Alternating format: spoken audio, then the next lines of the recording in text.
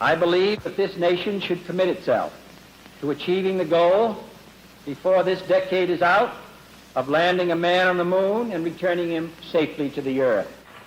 No single space project in this period will be more impressive to mankind or more important for the long-range exploration of space.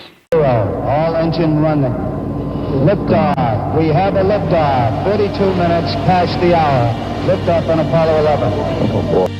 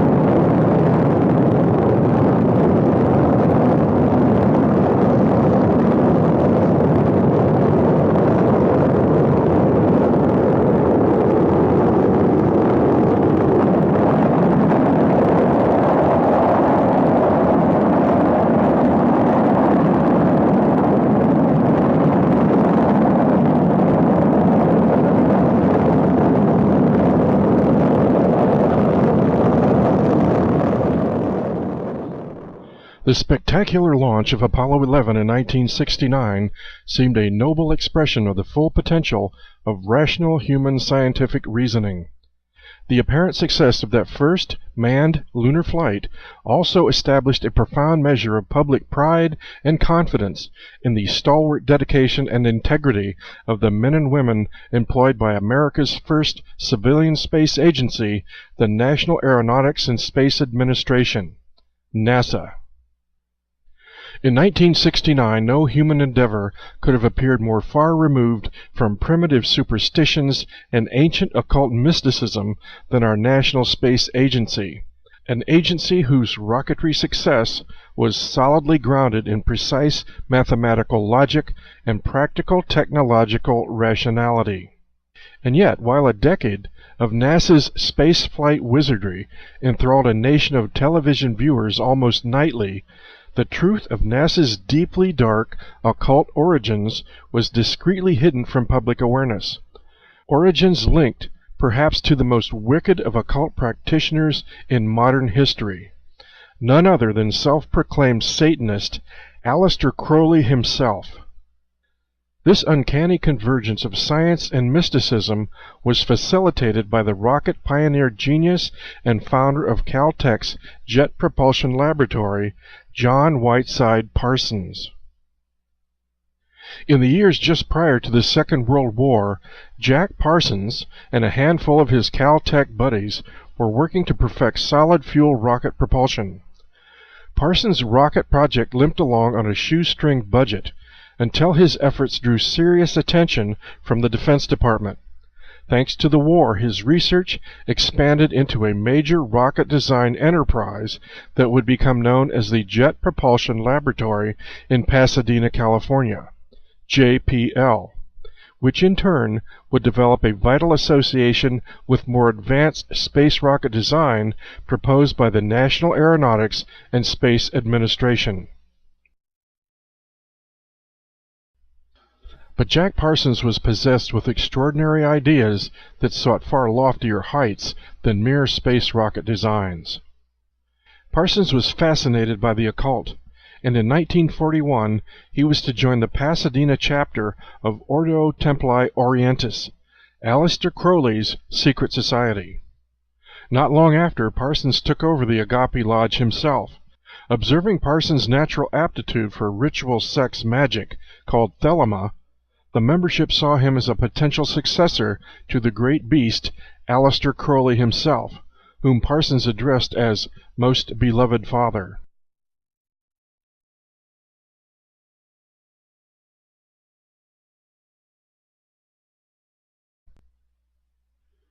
Born on October 12, 1875, in Warwickshire, England, Aleister Crowley was an English occultist, ceremonial magician, poet, painter, novelist, and mountaineer. He was responsible for founding the religion and philosophy of sexual magic, Thelema, in which role he identified himself as the prophet entrusted with guiding humanity into the Aeon of Horus in the early 20th century. In 1898 he joined the esoteric Hermetic Order of the Golden Dawn, where he was trained in ceremonial magic.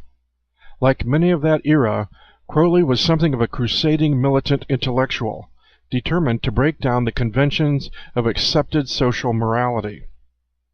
Later he traveled to Mexico and then India to study Hindu and Buddhist practices.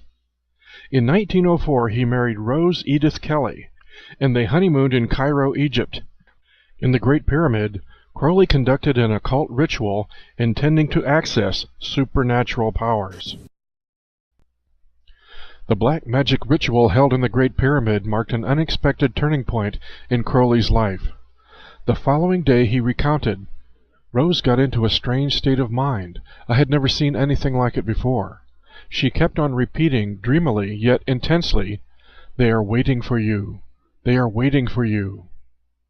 When Crowley asked Rose who was waiting, she kept repeating that it was Horus, an Egyptian god.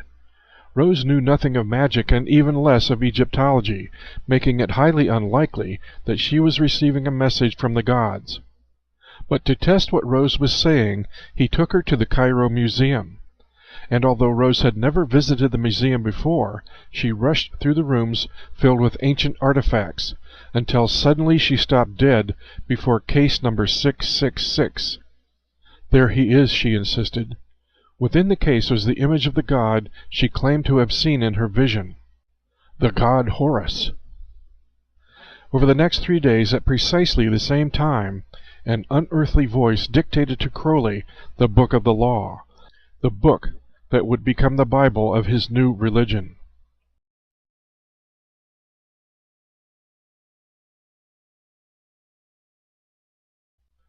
Following their fateful ritual in the Great Pyramid, Crowley's wife Rose mysteriously proclaimed that the equinox of the gods has come. The alleged superhuman intelligence contacted by Aleister Crowley during his visit to Egypt was named Aiwass, who declared, "I am a god of war and vengeance," and then dictated to Crowley a work called the Book of the Law, which prophesied wars and revolutions leading to the collapse of Christian civilizations and the dawn of the Aeon of Horus. Crowley's Bible also proclaims the law of Thelema, usually summed up in 3 mantra-like verses. "Do what thou wilt shall be the whole of the law. Love is the law, love under will. And every man and every woman is a star." According to another Crowley student, Kenneth Grant, Aiwass is an extraterrestrial from Sirius, the stellar representation of the Egyptian goddess Isis. Years later, from January through March of 1918, Crowley began another series of sexual magic ceremonies in New York City called the Amalantra Workings, in a Central Park West apartment to intentionally open a portal of entry allowing demonic and other similar entities a passageway to access our earthly world reality.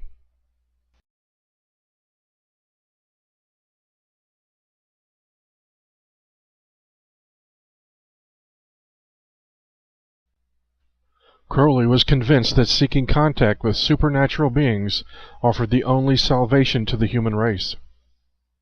My observation of the universe convinces me that there are beings of intelligence and power of a far higher quality than anything we can conceive of as human, that they are not necessarily based on the cerebral and nervous structures that we know, and that the one and only chance for mankind to advance as a whole is for individuals to make contact with such beings. His ritual in New York, established contact with an entity called Lam. Lam being a Tibetan word for pathway or pathfinder. Lam was considered to be of interdimensional origin, which was the term then for extraterrestrial. Crowley's drawing of Lam bears a striking resemblance to what has become commonly referred to as the gray aliens. Slight-bodied, big-headed, large dark-eyed mannequin creatures which are primarily an American phenomenon. And it is interesting to note that all the Lam workings were done in America. Reports of these UFO-associated entities later became prevalent in the popular culture of the 1980s thanks to Whitley Strieber's best-selling book, Communion, as well as many of the Hollywood alien movies that would follow. The rift in between the spaces of the stars, created by the Amalantra working, opened a gateway through which Lam and other extra-cosmic influences could enter the known universe, and more specifically, our Earth-world reality. But according to occultists involved in such things, the portal has since widened, thanks in part to additional hermetic tinkering by Jack Parsons.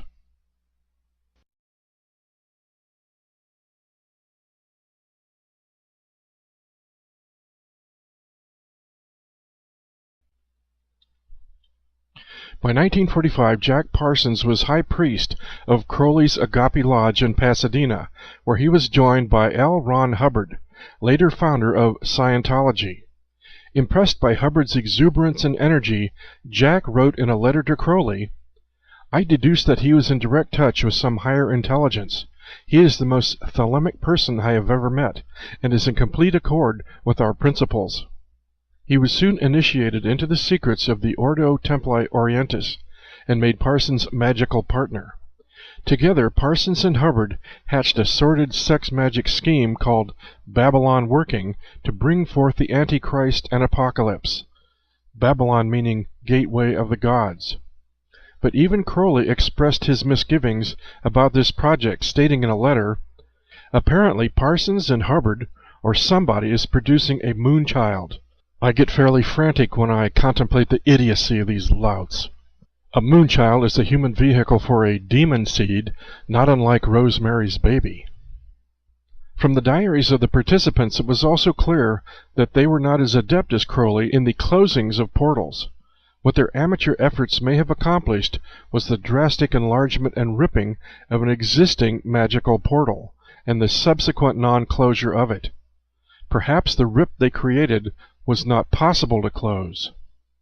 In any event, the modern UFO era began exactly a year and a half later, on June 24, 1947, with Kenneth Arnold's sighting over the Cascade Mountains in Washington State, as well as the UFO crash at Roswell, New Mexico.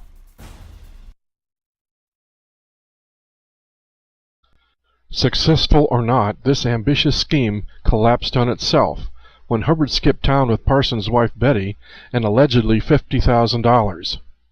Later, Hubbard claimed he was operating on orders from the Navy to break up the black magic cult at JPL.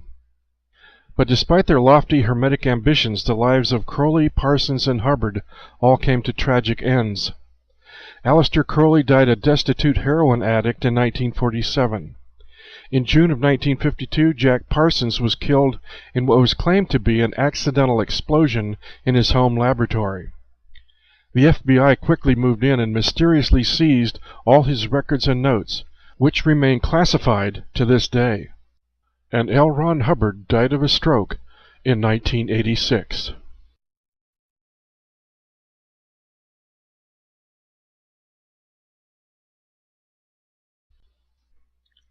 Following Crowley's fateful ritual in the Great Pyramid in 1904, his wife Rose proclaimed that the equinox of the gods has come.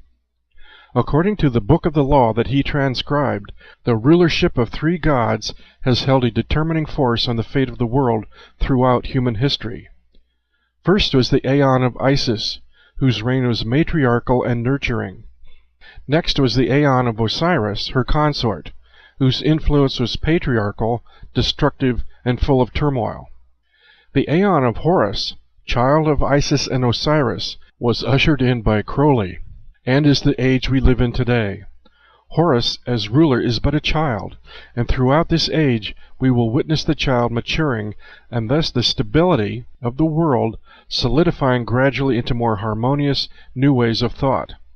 However, the Aeon of Horus will be preceded by an era of great violence, aggression, and fire.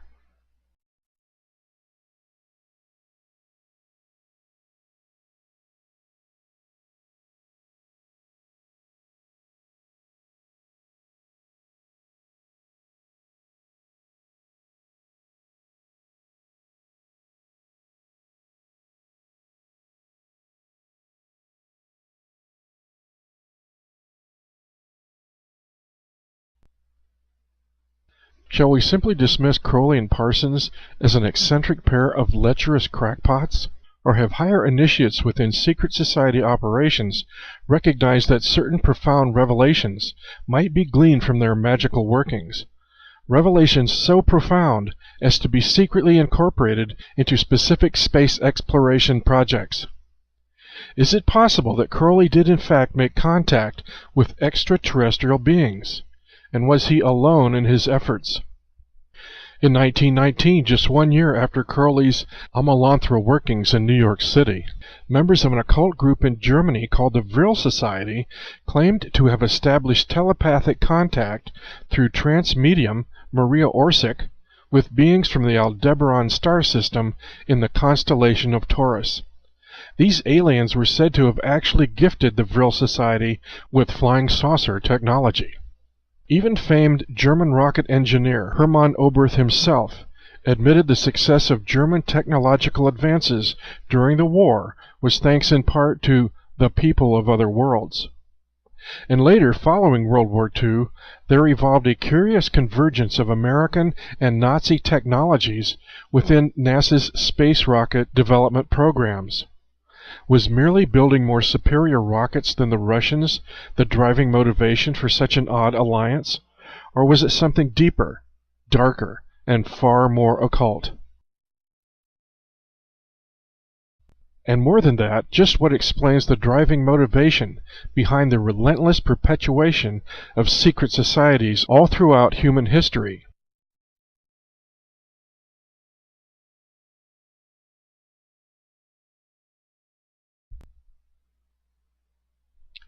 Crowley's main goal of practicing Western magic was to advance humanity by contact with higher intelligence, either by calling them down or by traveling to their planet.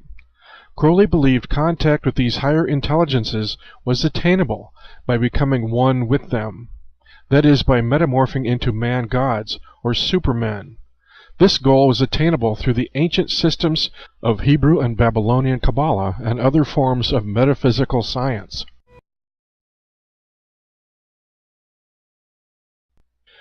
The Kabbalah is a collection of Jewish magical texts that were given to mankind via psychic communion with a fallen angel called Raziel, keeper of the secrets. Raziel is one of the fallen angels that serve the light-bringer Lucifer. The Kabbalah gives Kabbalists a roadmap called the Tree of Life, which explains how to invoke and communicate with a pantheon of powerful spirits. The magical information in the Kabbalah originates from Babylon and ancient Egypt at the time of the pharaohs. The Holy Grail sought by the Knights Templar in the secret chambers under Solomon's Temple was not gold and treasures. It was instead the Hebrew Kabbalistic text itself, which contains secret alchemical codes with which physical matter can be transformed molecule by molecule by the use of incantations of ancient Hebrew letters and numbers. The secret codes to gain mastery over the illusory nature of reality itself. This was the heart of Crowley's ritual magic, as well as Freemasonry's.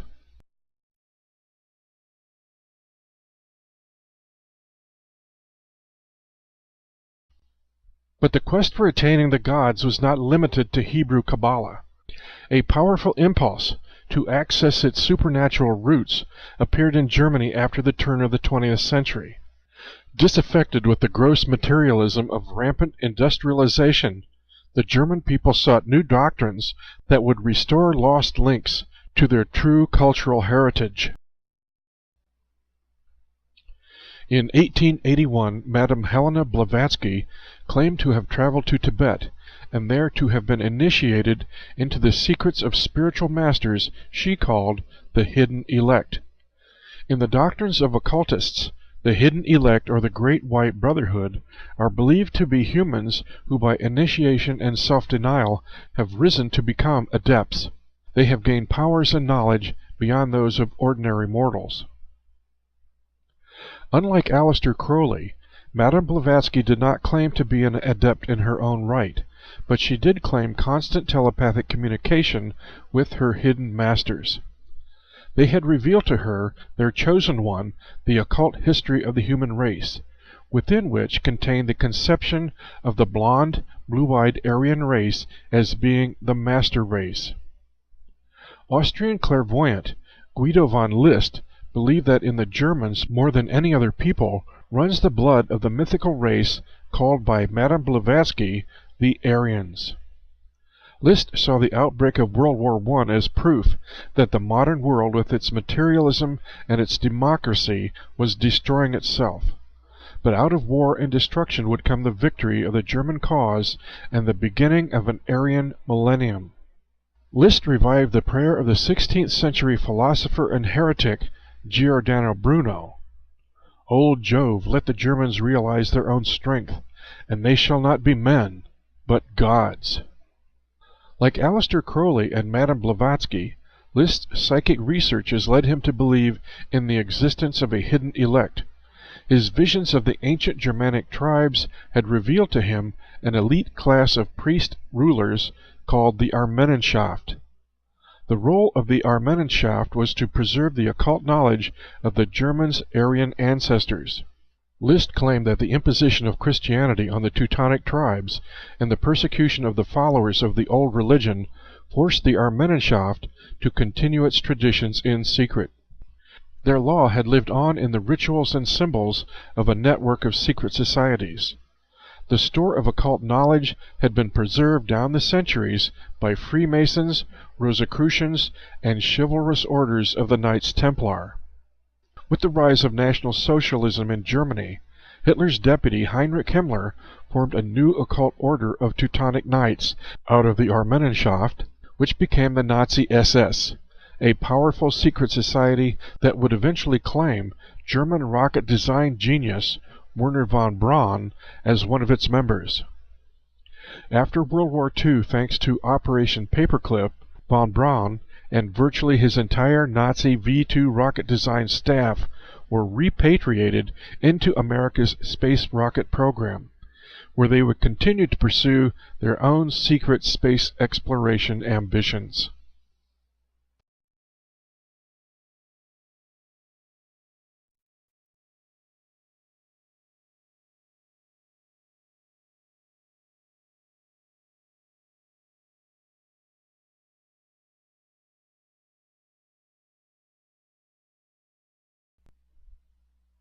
The whole history of the occult is a legacy of daring exploration. From the Knights Templar seeking out hidden chambers under King Solomon's temple, there arose a secret society brotherhood determined to seek out the lost mysteries of ancient alchemical magic. Christopher Columbus followed Templar traditions to set out for the New World.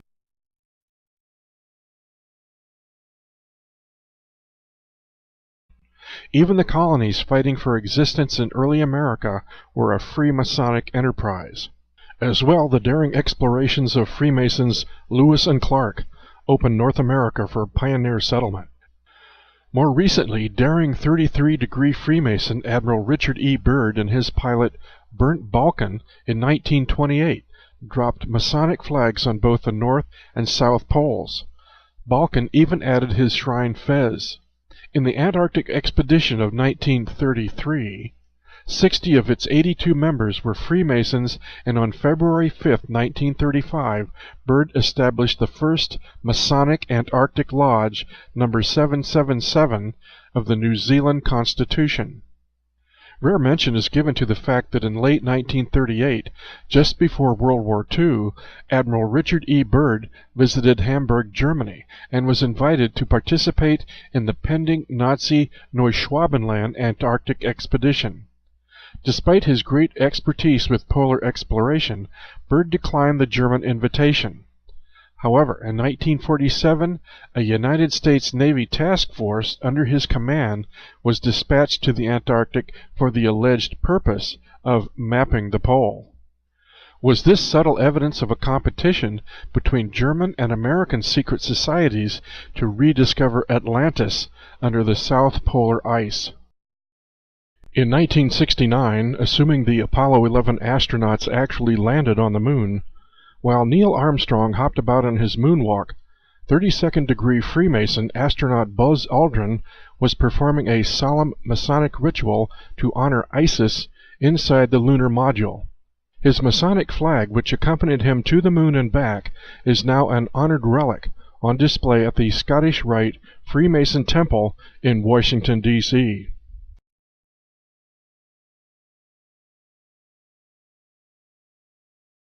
The Holy Grail, sought by secret societies and contained within Kabbalah or Middle Eastern Babylonian magic, was mastery over materia prima, the very fabric of time and space. And it is this key fragment of lost esoteric technologies, the hermetic secret of materia prima, that has been preserved by ancient priesthoods and after many centuries passed on as the occult alchemy or practical magic still utilized by modern secret societies today. Common occult symbols variously represent materia prima, or the unseen hyperdimensional physics that drives our physical reality. The hexagram, far more than the representation of Judaism, is symbolic of the spinning tetrahedron. Even the swastika is a stylized representation of spinning torsion physics. The age-old alchemical quest has been to steal materia prima down from heaven and capture it in material form within this world's three-dimensional existence. Could this be the secret motivation behind particular NASA projects? Is it conceivable that high initiates within NASA had been made aware from certain Aleister Crowley channelings that specific artifacts existed on the Moon, Mars, and even Venus that were essential components for the continued advancement of this hermetic understanding and alchemical mastery, that the alchemical Holy Grail lies just beyond our grasp on the Moon or Mars?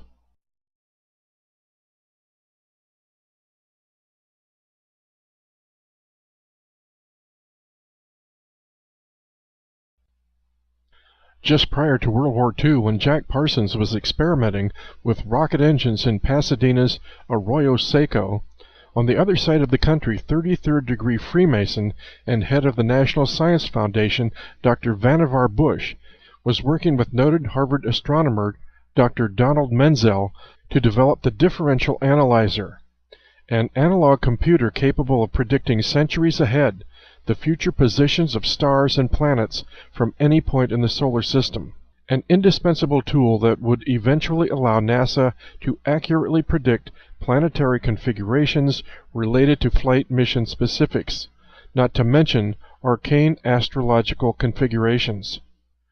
Curiously, following the Roswell UFO crash in 1947, both Drs. Vannevar Bush and Donald Menzel were to figure prominently as major players on President Truman's top-secret Magic 12 UFO investigation team.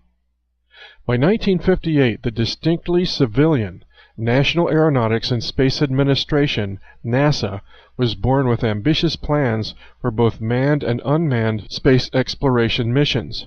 Having studied the potential social ramifications of such projects, the Brookings Institution filed a report in 1960 entitled Proposed Studies on the Implications of Peaceful Space Activities for Human Affairs. This report cautioned that anthropological files contain many examples of societies sure of their place in the universe which have disintegrated when they had to associate with previously unfamiliar societies espousing different ideas and different life ways. Thus, to avoid social disintegration, The Brookings Report recommended that discovery of any extraterrestrial life forms or their artifacts might be wisely withheld from general public disclosure. However, the report curiously made specific reference to the Moon, Mars, and Venus as being possible repositories for such extraterrestrial artifacts, almost as if knowledge of the existence of such artifacts had already been established and specifically targeted for recovery. Thus, considering the profound influence of Aleister Crowley over Jack Parsons at the inception of JPL, the Jet Propulsion Lab in Pasadena, and its subsequent intrinsic association with the National Aeronautics and Space Administration, NASA, do we dare surmise that major space exploration projects have been deeply influenced, if not directed, by Crowley's alleged associations with extraterrestrial or extra-dimensional entities. As early as 1918, Crowley's aliens revealed the existence of tantalizing artifacts on Mars.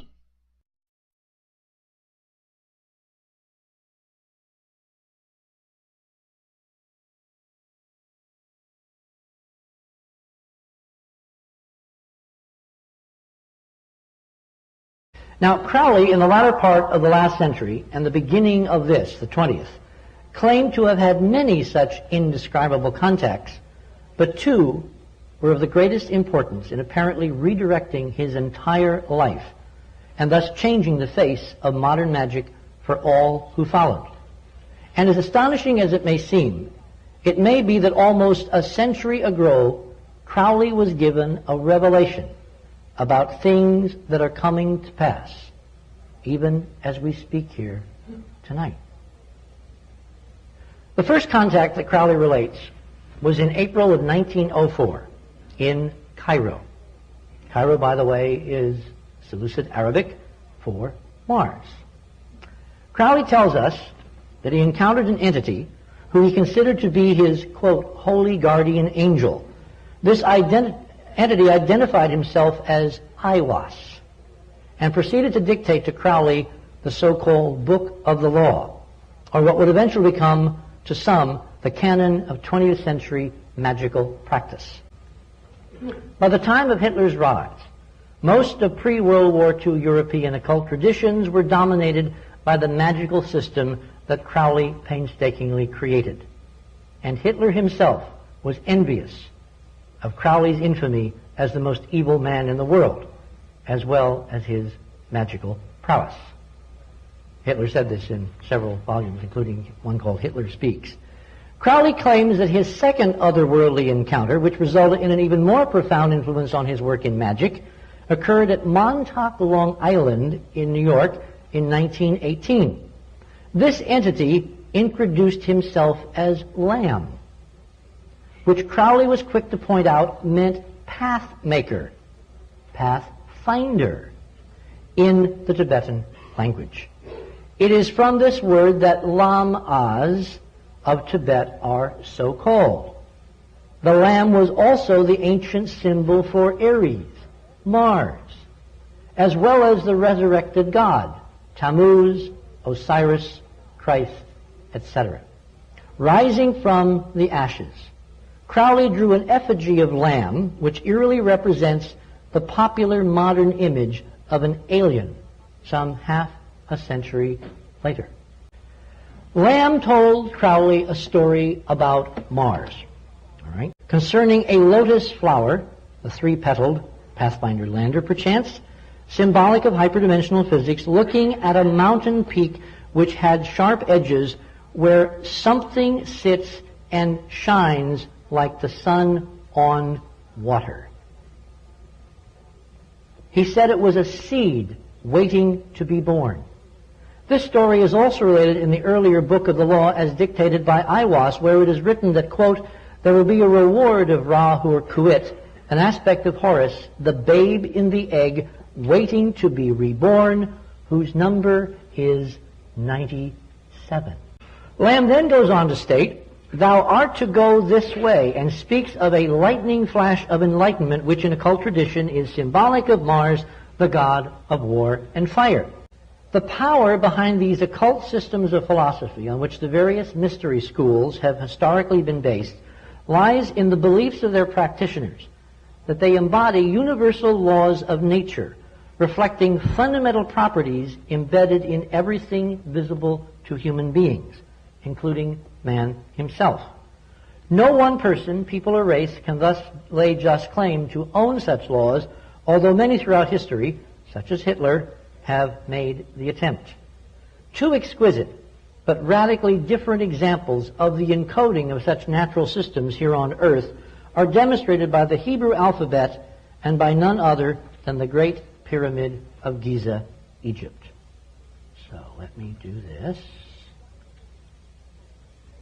The designers of these two similar but separately unique creations, in fact, apparently have encoded the same internal systems within each, an unfolding mathematical or architectural pattern communicating information proposed by their designers to be streaming from higher dimensions, i.e. a hyperdimensional physics, into our familiar three-dimensional reality. Radically different schematic blueprints represented by widely divergent physical systems here on Earth for, in essence, preserving identical yet extremely ancient views of the origin and structure of the universe. One aspect of war on Earth may well be the battle to become heir to all aspects of this ancient, crucial knowledge of reality and keep the other guy from finding out. Those in power, apparently on rediscovering this ancient knowledge preserved from when and where, repeatedly make apparent conscious decisions to keep it for themselves. They repeatedly set up institutions recognized as priesthoods, Sumer, Babylon, Egypt, in order to dole out crumbs from this priceless storehouse to all the rest of us, while they do their level best to keep the real secret doctrines totally away. And the reasons are not always selfish. At least, it doesn't seem to always start out that way.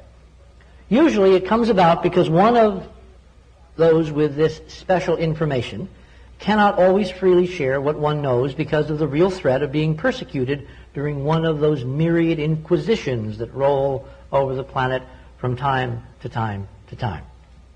However, even when it becomes safe to reveal such knowledge without fear of persecution, as when democracies eventually arise, the withholding of such knowledge by a chosen few seems to become the prime objective for reasons based on arrogance, patriarchy, and discrimination by the chosen. There is also a belief within the mystery schools themselves that true understanding and evolution can only come about through proper cultivation and innate revelation brought about by symbolism and a consistent array of subtle images and themes. This process is supposed to enable the individual to reveal the bigger picture from within. It appears that this methodology for revealing long secret information is currently taking place at many levels in society, imperiled by those with the foregoing view. Thus, simultaneous with the controllers, there may also exist a few benevolent efforts, truly benevolent efforts, to leak images and paint pictures in a way that those with eyes will see. Is this possibly why we're getting this incredible information about Mars out of JPL, even as they lie at all these press conferences? I mean, I would like to think so. I would really like to think that there is a counterforce. You know, that we've got allies up there, and whatever their long-term agenda, their short-term agenda appears to be to give us the tools to fight back, to face lies with truth.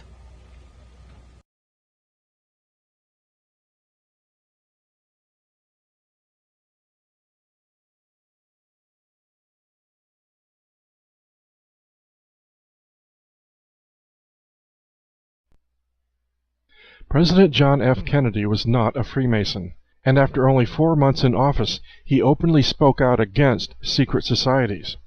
Yet NASA basked in the warmth of his ardent enthusiasm for space exploration right up until November 12, 1963, when he ordered Freemason mission director James Webb to initiate NASA plans for a joint United States-Soviet lunar exploration initiative. From that point, the occult brotherhoods closed ranks against Kennedy. And faithful to their oaths of secrecy, the traitor was ritually sacrificed in the open-air Masonic temple, Dealey Plaza in Dallas, Texas, November 22, 1963. Immediately following Kennedy's assassination, Congressman Albert Thomas, Freemason protege of Lyndon Johnson, who controlled NASA's funding, shared a knowing wink with Lyndon Johnson aboard Air Force One that NASA's occult secrets were saved.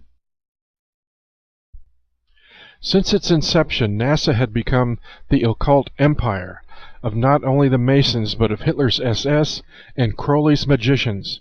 These ritual elitists had literally stolen the entire space program for themselves from the rest of all mankind.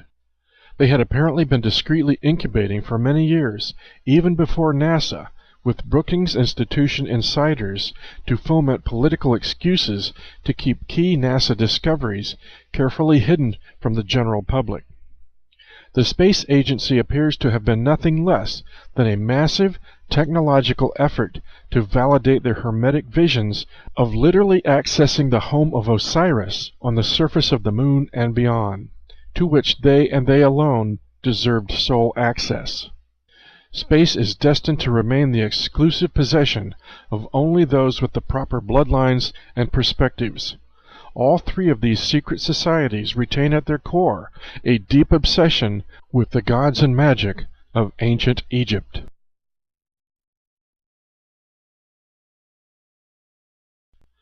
Thus it should not be surprising to discover that the sole individual responsible for selection of the Apollo landing sites was himself an Egyptian. Dr. Farouk El-Baz was born in Cairo, Egypt, and educated in the United States. He was a geologist who taught in Germany and the United States before becoming involved with NASA's space program in 1967, when he applied for a position at Belcom, the corporation handling communication systems for the Apollo program. But after El-Baz came on board, Belcom's job description underwent a significant change. They were now suddenly in charge of selecting the actual landing sites for the Apollo program. In fact, El-Baz was solely in charge of the site selection process. El-Baz became the guy who picked all of the landing sites, controlled the dissemination and analysis of all the photography, and directly oversaw the astronauts' geological training, preparing them for what they would actually observe on the lunar surface. In short, he was the most powerful single individual in the American space program. And it just so happens that El-Baz's father was an expert in the ancient Egyptian stellar religions of Isis and Osiris.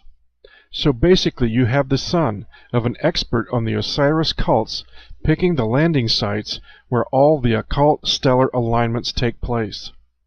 All of the NASA landing site selection meetings were private.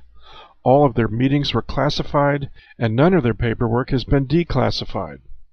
Now, lest there be any lingering doubts about NASA's occult devotion to ancient Egypt, consider the name of its pending 2016 robotic asteroid landing mission, OSIRIS-REx.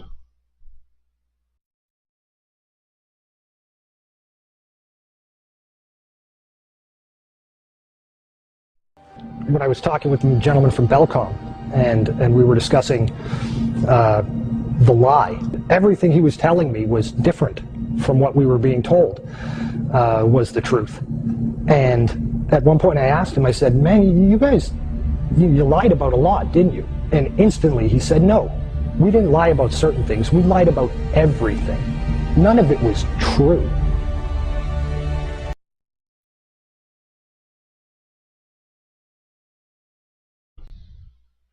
Understand that those occult practitioners who already partially rule over nations and worldly governments have pretensions to absolute, omnipotent domination. This is the only thing which they have not yet achieved. Unless there be any lingering doubts about the conspiratorial nature of Freemasonry, consider this quote from 33rd degree Freemason General Albert Pike, taken from his Masonic Lexicon book, Morals and Dogma. Masonry, like all the religions, all the mysteries, hermeticism, and alchemy, conceals its secrets from all except the adepts and sages, or the elect, and uses false explanations and misinterpretations of its symbols to mislead those who deserve only to be misled, to conceal the truth which it calls light from them, and to draw them away from it. Truth is not for those who are unworthy or unable to receive it, or would pervert it. The truth must be kept secret, and the masses need a teaching proportioned to their imperfect reason. Every man's conception of God must be proportioned to his mental cultivation and intellectual powers and moral excellence. God is, as man conceives him, the reflected image of man himself.